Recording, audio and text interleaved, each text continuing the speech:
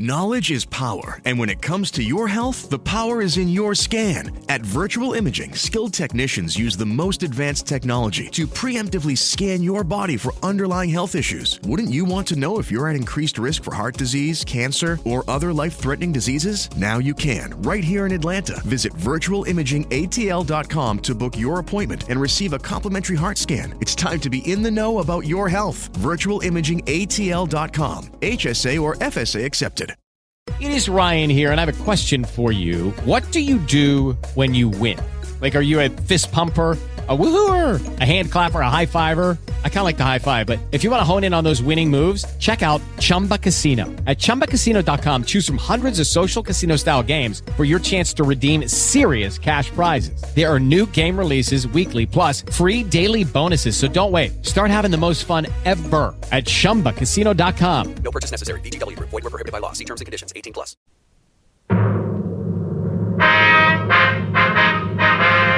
Sound off for Chesterfield.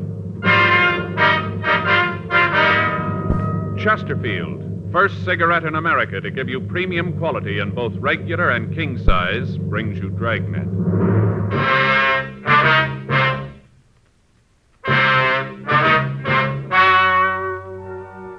Ladies and gentlemen, the story you are about to hear is true. The names have been changed to protect the innocent.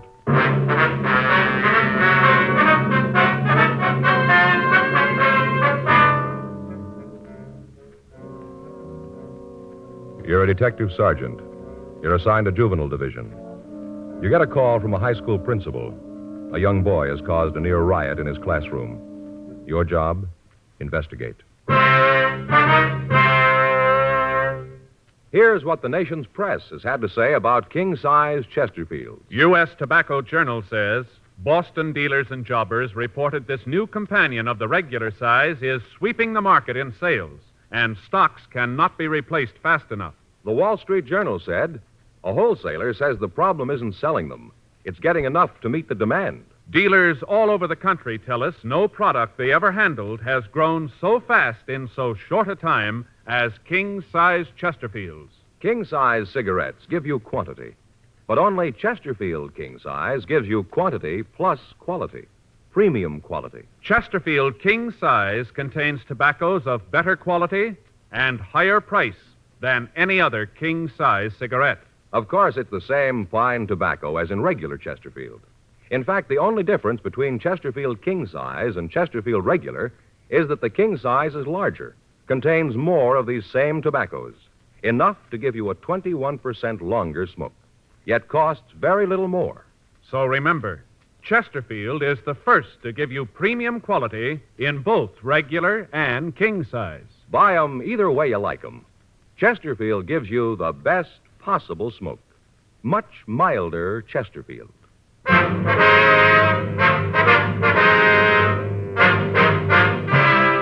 Dragnet, the documented drama of an actual crime. For the next 30 minutes, in cooperation with the Los Angeles Police Department, you will travel step by step on the side of the law through an actual case transcribed from official police files. From beginning to end, from crime to punishment, Dragnet is the story of your police force in action.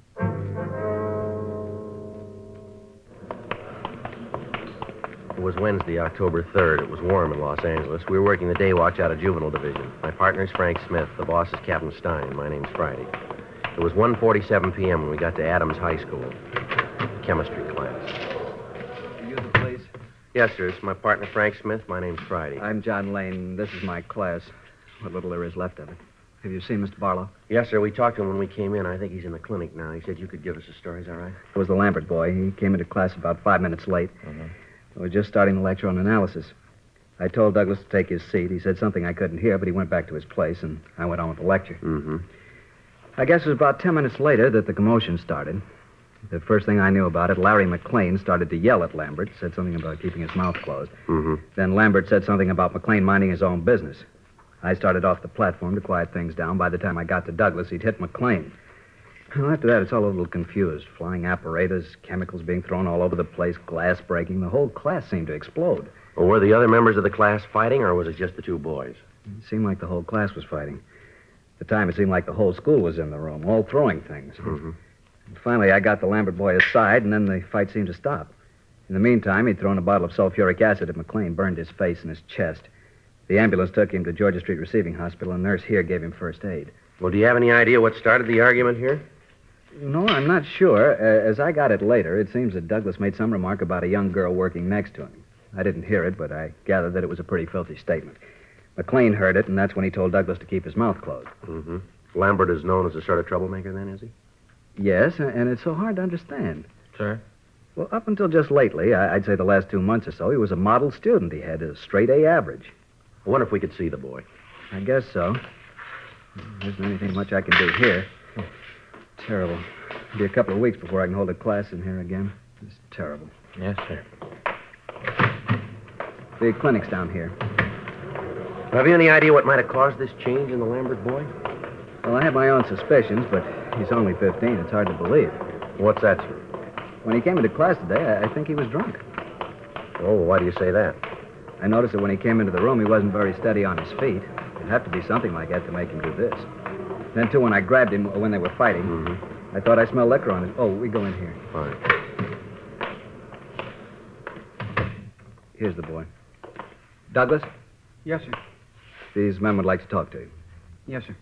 They're from the police. Mr. Friday, and this is Mr. Smith. Hello? How do you do? Sit down, son. Yes, sir. How's Larry? I don't know. They took him to the hospital. If you don't mind, Mr. Friday, I'll check with the nurse, see how badly Larry was hurt. Yes, sir. Go right ahead. Now, son, you want to tell us what this is all about? There's not much to tell. Larry and me got in a fight. Well, what started the fight, son? I don't know. He just wanted to cause trouble. Him and me never have gotten along. Always had trouble. You been drinking, Doug? Why do you ask that? Because I want to know. Have you been drinking? How about it, boy? No. Where would I get something to drink? Well, now, something's a little wrong here, son. According to what Mr. Lane tells us. Looks like you might have been drunk when the fight started. He tells us that you said something to a young girl in the class. That's what started the whole thing. You know he's lying? Is he? Sure. He's on Larry's side. The two of them are real thick. That's not what he told us, Doug. From what he said, he's pretty fond of you. Said he couldn't figure out what happened to you lately. Well, he's okay, but why does he say I was loaded? That's a stupid thing to say. Yeah, especially if you weren't. I'll tell you what, Doug. Hmm? Let's get a traffic investigation car over here and take a toxometer test, huh, just to be sure. Why? What'll that prove? It'll straighten it out once and for all, whether you're drunk or not. How about it, boy? Shall I call the car? Doug? No, you don't have to do that. I had a couple of drinks. Nothing serious, though. Just a couple of drinks. Nothing wrong with that, is there? Where'd you get the liquor, son? I don't remember. No, this won't work, boy. We'll find out. You know that. Well, I don't see what difference it's going to make where I got it. I've been drinking a couple of years. I know how to handle it. I know what I'm doing. Mr. Friday? Yes, sir? See you a minute. Well, sure. What's going on? Something wrong with Larry? I don't know, son. I thought he was okay when they took him to the hospital. The nurse said she took care of it. They said he was going to be okay. All right, boy. Let's go. Where are you taking me? We want to talk to you downtown. Something has gone wrong, hasn't it? Something's wrong with Larry. He's dead. No, son. Larry's all right. He's burned, but he's going to be all right.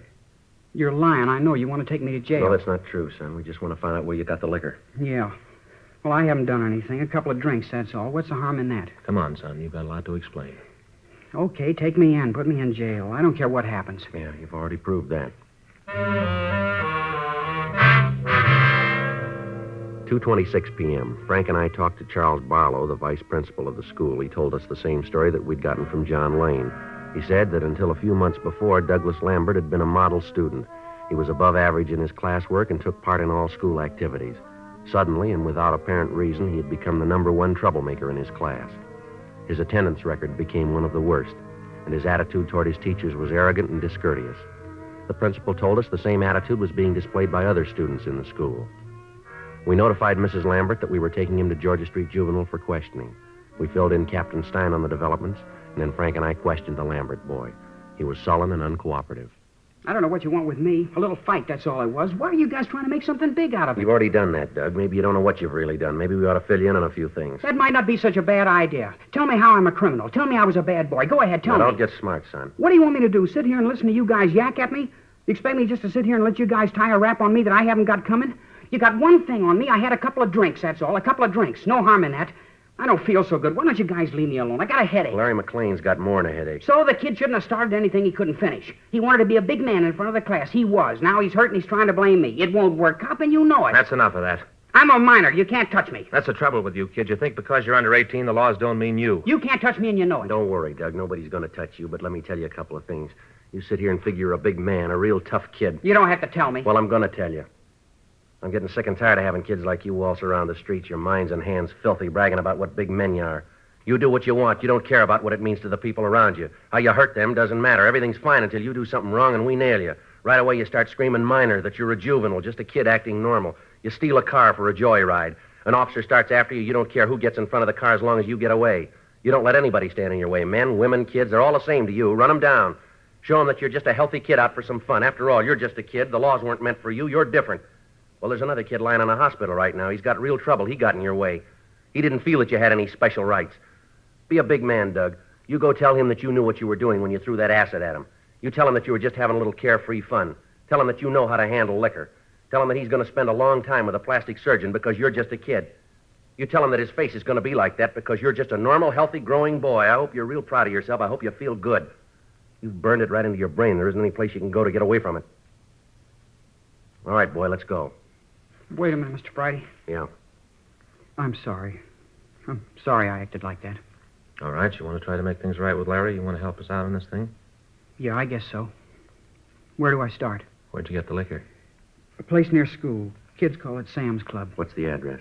I don't know. I'll show you the place. You say it's a club? Well, sort of. You have to know the ropes before you can get in the place. What do you mean, the ropes? Well, they only let kids in.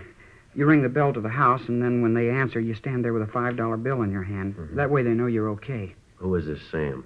I don't know his last name. The kids just call him Sam. He run this place all by himself? No, there's his wife, Inez. She's usually around. Just these two around the place, then, huh? Yeah, that's all I know about. It always seemed to me that Inez was really the brain. She was always telling Sam what to do. How'd you find out about this place, Doug? One of the kids at school told me about it. He took me there one night.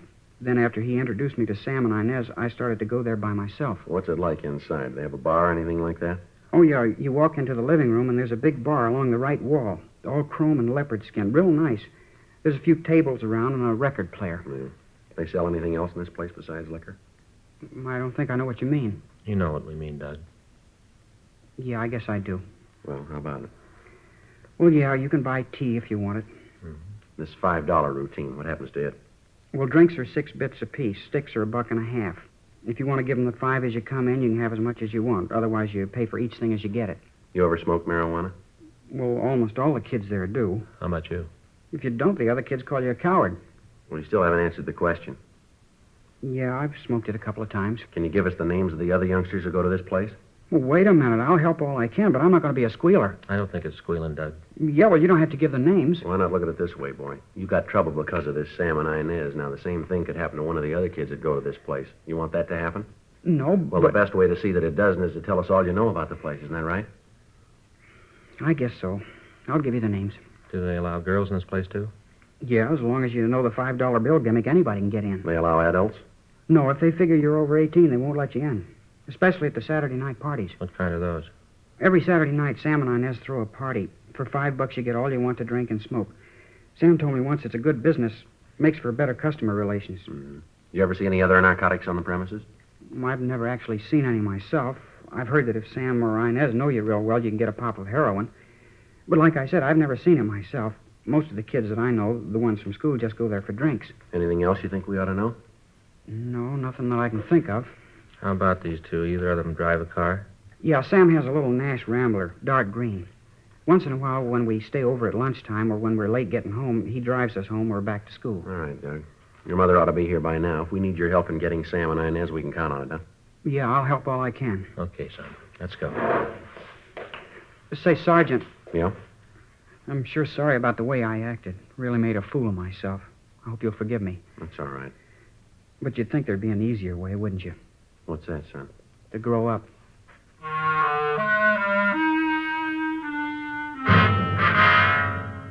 We checked the names Sam and Inez through R&I and came up with a Sam and Inez Bailey.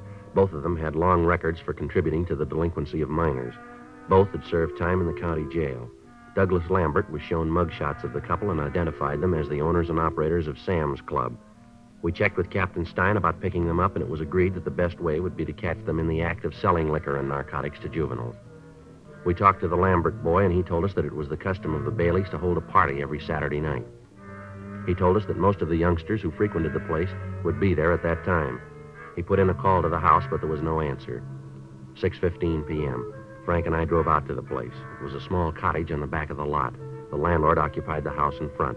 We rang the bell to the manager's house. Yeah? Mr. Halsey? Yeah? Police officer, sir. My name's Friday. This is my partner, Frank Smith. How do you do? I'm Mr. Halsey. Want to come in? Well, it might be better, sir. We'd like to talk to you about the Baileys. Worst tenants I ever had. I knew they'd end up with the police. Why do you say that, sir? Well, I just do, that's all. They got a lease on the house, and if I could figure a way to get them out, I sure would. They're always causing trouble. All those kids. Yes, sir. Do you have any idea where they are now? Why, you going to arrest them? I hope so. Maybe I can break the lease that way. You know where they might be now, sir? No, I don't know. I shoved off this afternoon. They didn't say where they was going. They just left. I wonder if you could let us see their house, sir. Why? Well, we'd like to look it over, if it's all right. Well, I don't know. What do you want them for? We think they're selling liquor to minors. Yes, they do a thing like that. The noise they made, the neighbors on both sides have been screaming. Can you let us into their house? You just bet I can. Wait, I'll get the key. Here's someplace. But, put in one of those little key rings. You know the kind with the rabbit's foot? Yes, sir. Sorry to keep your officers waiting. I know I'm always the way. If you want something, you can always lay your hand right on it. And then when you're looking for it... Oh, here it is. See, that rabbit foot. Yes, sir. Well, you can go out the back door, this way. All right, fine. Well, what are you looking for? What do you figure you'll find back there? We're not sure, sir. Frank, Yeah, Joe? you want to stay out here and let us know if they come back? Yeah, I'll wait in front of the house. All right.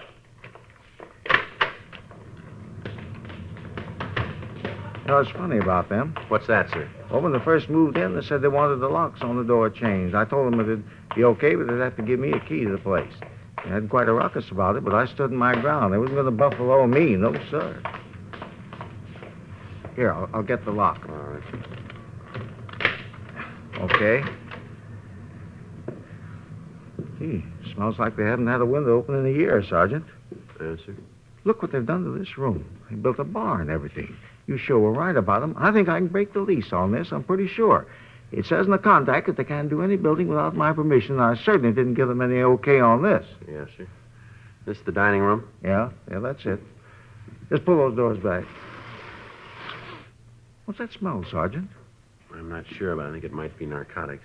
Drugs. I knew it. I knew it all along. Oh, just wait till they get back. I'm really going to tell them. I really am. Rather you didn't do that, sir. What? Rather you didn't let them know that we were in here, that you know anything about this.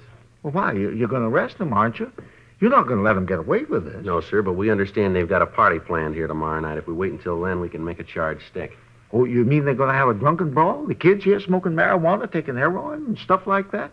Well, we're not going to let them go that far, sir. We're going to need your cooperation here, Mr. Halsey. Well, what do you want me to do? Well, sir, we want to install listening equipment in here. We'd like to use your house. You mean you're going to bug the place? Well, yes, sir. We'd like to put in microphones. Well, will it hurt the property? I mean, would you have to put nails in the walls, stuff like that? No, sir, I don't think so. Oh, well, then you can do it. Yes, sir, I want to help, Sergeant. That's the trouble with people nowadays. They don't want to help. You just go right ahead and put your microphones in, just as long as you don't have to nail anything in the walls. All right, sir. If we could go back to your house, I'd like to use the phone if it's all right. You bet. Closing that so they won't know anybody's been here, huh? Yes, sir. Uh-huh.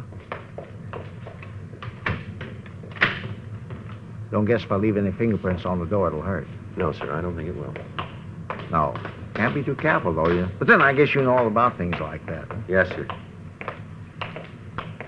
I'll go around front and get my partner. Yeah, sure thing.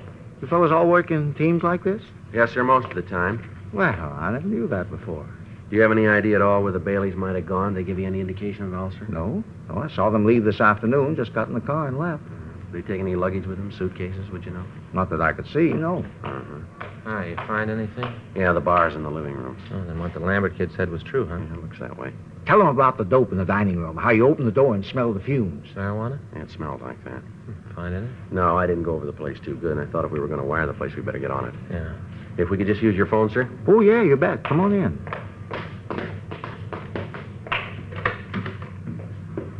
Right there, on the table in the hall. Oh, thank you, sir. Isn't a toll call, is it? No, sir. Well, of course, not to make any difference. Just thought I'd ask. Yes, sir. You figure this will get in one of those detective magazines? Well, I don't know, sir. We got nothing to do with that. Well, of course, I didn't figure that you did, but if it does, I hope they spell my name right. It's S-E-Y. Uh-huh. Yeah. Some people forget the E, you see. Spell it with just the Y. 2838, please. Asdale, it's Joe Friday. I want to install a dictograph at 825 North Lucerne. Yeah, 825 North. Mm-hmm. Right away. Yeah, well, you know better than I do. When you see the place, you can figure it.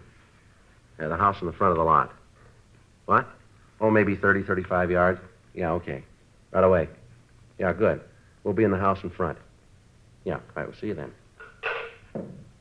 All set? Yeah, Asdale's coming right out. Good.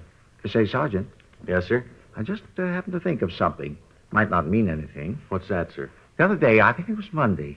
Yes, I'm sure it was Monday because I just come back from the laundry. I always pick up my stuff on Monday. Yes, sir. Well, when I came back, I met Mr. Bailey. He was putting around with the car. I asked him if he was going to take a trip. He said no, but he said he might get out of town for a little bit.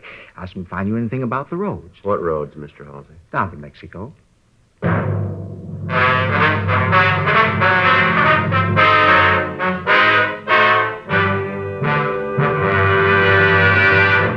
You are listening to Dragnet, the authentic story of your police force in action. And now, a report every smoker should hear.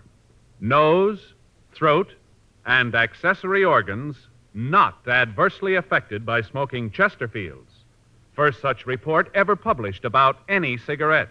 And it applies only to Chesterfield.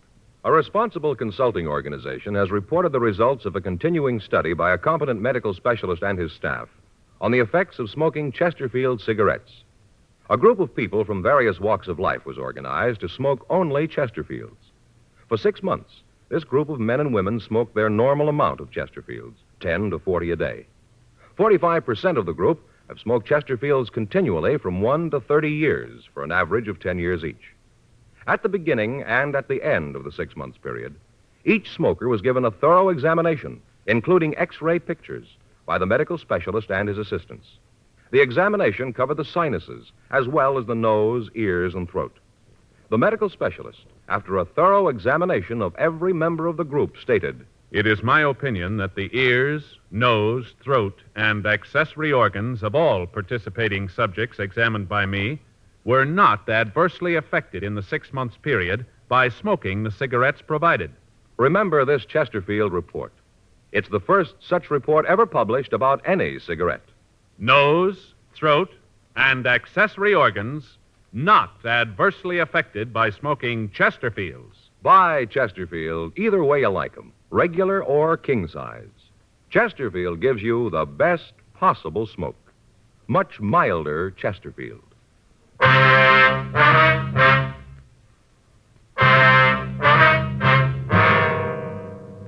The men from the crime lab arrived and installed the listening equipment. A stakeout was placed on the house, but the Baileys failed to return that night.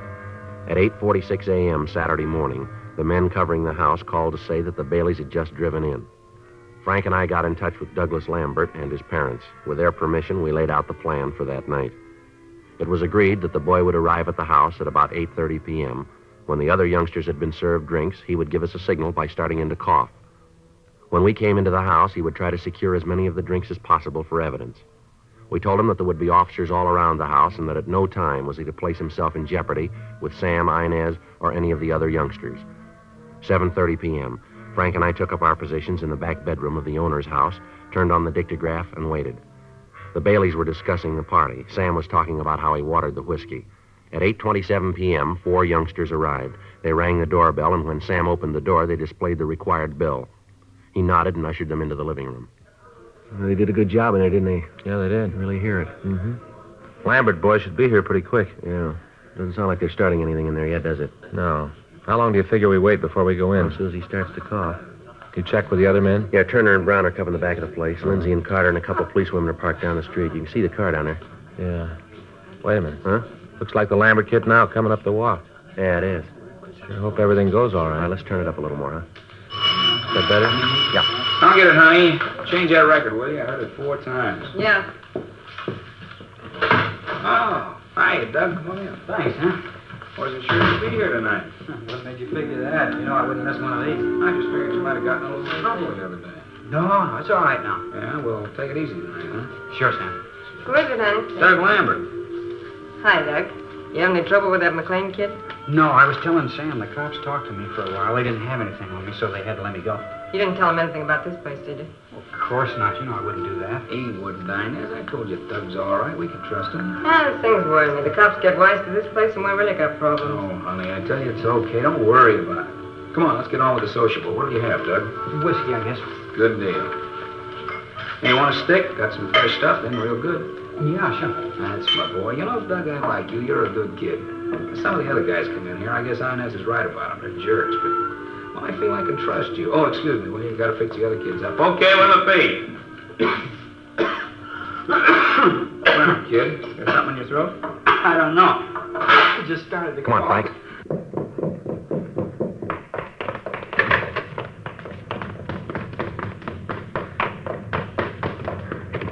Door's locked. Let's hit it. What's going on? Who are you guys? Police officers, you're under arrest. What for? What are you trying to pull? Hold it, everybody, right where you are. Did you hear it all, Sergeant? Yeah, Doug, we did. Hear what? You in on this, Doug? I told you not to trust any of them. I told you, but you wouldn't listen. You want to kill the phonograph, Frank? I got Where do you it. get the marijuana, Doug? Out of that drawer, there in back of the bar. There's nothing there. Right here, Doug? It was way in the back. Shut up, you. Al. What about these, Sam? I don't know what you're talking about. I never saw those before. All right, mister, let's go. I'll get Turner and Brown. They can take care of the kids. Right. You and your ideas. I told you we shouldn't have come back. I told you. Oh, knock it off. Shut your mouth, will you? I told you last night we should have kept driving, but oh no, you figure we got a sweet racket here. You don't want to change it. It's good, you said. Yeah. How does it look now? Look, I'm telling you, take it easy. All right, let's go, huh? It's the way it is, Sergeant. Try to make a living for a woman, make things nice. The first time something goes wrong, she starts to squawk. Never failed. You're riding high, everything's fine. Him and his living, always trying to build something up, always trying to figure out a way to beat the game. One big deal, one big thing to set him up for good. Yeah, well, I think he made it this time. Let's go. The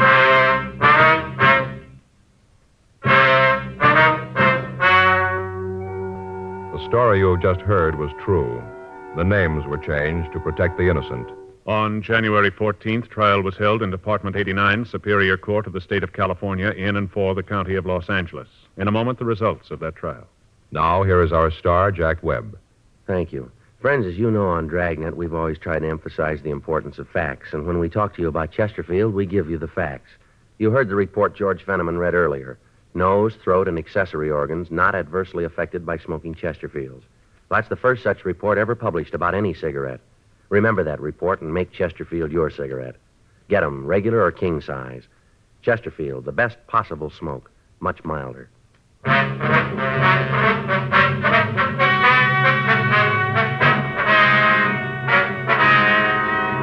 Samuel G. Bailey and Inez R. Bailey were filed on under the Health and Safety Code, Section 11,500, possession and sale of narcotics, and found guilty on one count.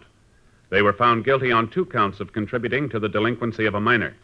Violation of Section 11,500 of the Health and Safety Code is punishable by imprisonment in the state penitentiary for a period of not more than 5 years or imprisonment in the county jail. Contributing to the delinquency of a minor is punishable by imprisonment in the county jail for a period of not more than 1 year. The boy, Douglas Lambert, was made a ward of the juvenile court. Ladies and gentlemen, where the community chest is at work, Red Feather Services, like youth programs and clinics, hospitals, and the USO, give direct help to 2 families out of 5 every year. And indirectly, everybody benefits. Because community chest services make America's cities and towns healthier, happier places to live. So give generously to your community chest. Pledge enough for all the community campaigns that are united under the Red Feather banner.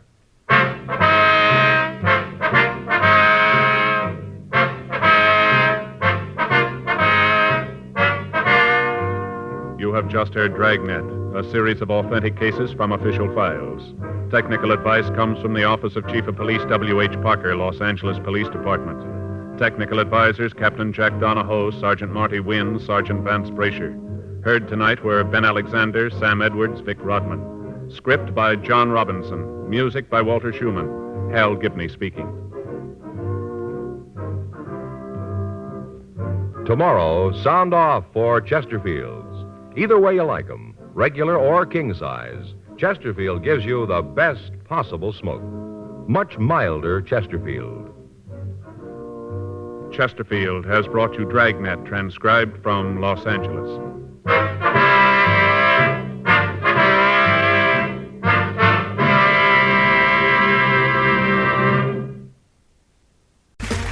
Okay, round two. Name something that's not boring. A laundry? Ooh, a book club. Computer solitaire, huh? Ah, oh, sorry, we were looking for Chumba Casino. That's right, ChumbaCasino.com has over 100 casino-style games. Join today and play for free for your chance to redeem some serious prizes. ChumbaCasino.com. No purchase necessary. Void where prohibited by law. 18 plus terms and conditions apply. See website for details. During the Jeep Wrap Up the Year event, get up to 15% below MSRP on select 2023 Jeep brand vehicles. 10% or 15% below MSRP, depending on model. 10% below MSRP eligible vehicles include Gladiator Overland, Compass excludes Sport, Grand Cherokee excludes 4xE, Laredo, Grand Cherokee All excludes Laredo. 15% below MSRP eligible vehicles include Gladiator Sport, Compass Latitude, and Renegade. Not compatible with lease offers except Gladiator or with any other consumer incentive offers. Residency restrictions apply. Take delivery from dealer stock by 1/2. Jeep is a registered trademark.